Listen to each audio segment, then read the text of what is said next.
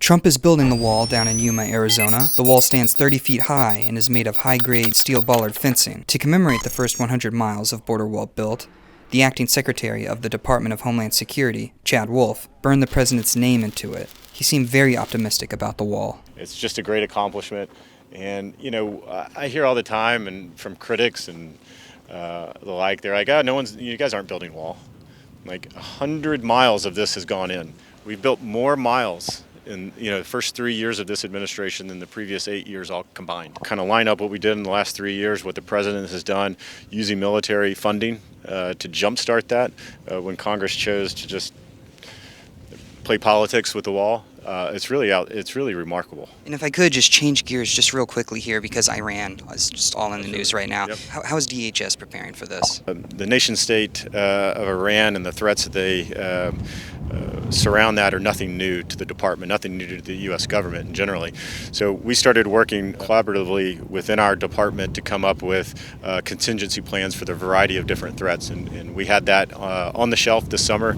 So when the events on the 2nd took place, we took that off and started implementing those right away. I issued a NTASA bulletin that talked a little bit about the threat from Iran from a Homeland Security perspective, gave you tips on what you could do if you see something, say something. A lot of making sure that there's an awareness for the American people during this heightened state of security that they were aware of the threats to the homeland. As I've said, there was no and continues to be no specific or credible threat to the homeland, but we are doing both seen and unseen measures across the department, across our components in the different mission sets that we have, and we're going to continue that enhanced posture for some time until we understand better what Iran plans to do or not do.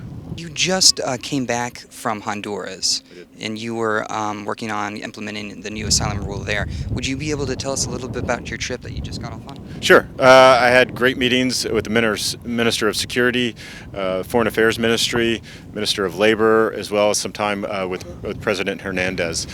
We finalized the ACA, so we had signed the agreement, if you recall, several months ago, and we're looking to have the first ACA flight with Honduras this month. So I think there's a misconception that we are somehow forcing individuals to go back, whether we talk about ACA in Guatemala, Honduras, or El Salvador.